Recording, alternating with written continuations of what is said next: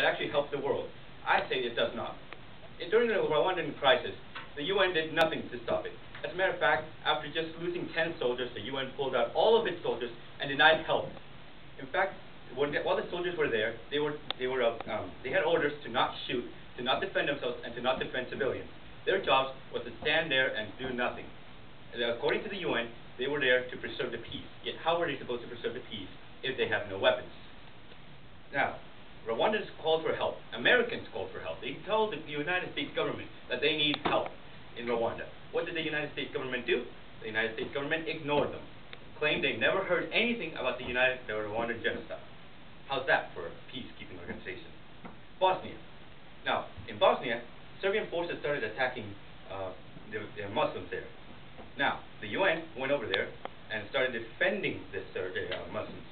It set up safe zones. Now, here's the thing. They didn't defend these safe zones. They gave a couple of unarmed soldiers posts there and told them to defend them at all costs. Of course, how can you do that when you have no weapons? So naturally, the Serbians come down and actually hold the UN soldiers as hostages so that NATO forces can't bomb them. Yay, for the UN forces, they're used as human shields instead of what they're supposed to be doing. Now, furthermore, every time a Bosnian would die, the UN would pin the blame on the Bosnian government rather than on the Serbian forces that were actually committing the crimes. They did this so they did not piss off the Bosnians.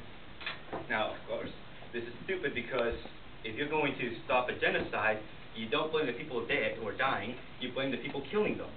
Or the UN does not know this because they blame the people dying. So, again, how's that for your peacekeeping force, which you guys hold so sacred? Now, UN says that it promotes national cooperation and equality, but 5 countries have permanent veto power in any UN operation. The United States, China, Russia, France, and Britain. These 5 countries can veto any operation that the UN calls, no matter how needed it is, no matter how desperate people need their help. These 5 countries can call off anything. So, and of course the United States, Russia, and China have of course used these to their advantage to help out friends and keep things in their interests.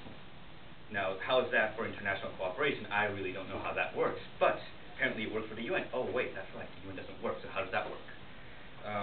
Now, there's another crisis, and most of you probably haven't even heard of it, which is the really sad part, the genocide in Darfur.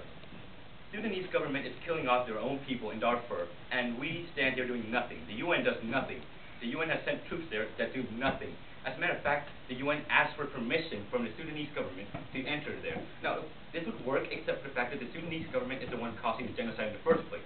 So, asking for permission from the Sudanese government is useless because they're going to allow you only if you're not really going to interfere, which the UN never does. So, it's really stupid.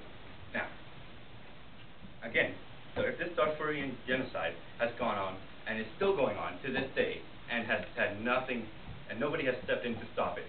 The UN forces are there, and they have done nothing, absolutely nothing. Now, I know what you're thinking. Well, how can I call something that the UN is perfect? It does a lot to help the peace. I say it doesn't. But I do say that there is a solution for world peace and world cooperation, and it's not in the form of an international organization. I say human feelings are what causes people to commit crimes, to commit evil things. Without feelings, humanity would be so much further.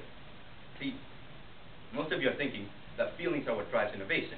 However, if we take a look at a bee society, they have a complex society. They make complex hives, and they have very limited feelings. They all work for the society. One bee would sacrifice himself for the society, and they do this with no feelings, with limited feelings. How do you explain that? Feelings do not drive innovation. Feelings do not drive societies. Feelings only bring society down.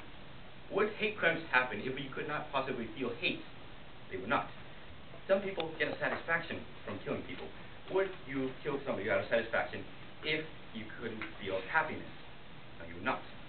And I know what many of you are saying. That would be a sad world. No, it wouldn't, because you wouldn't be able to feel sad.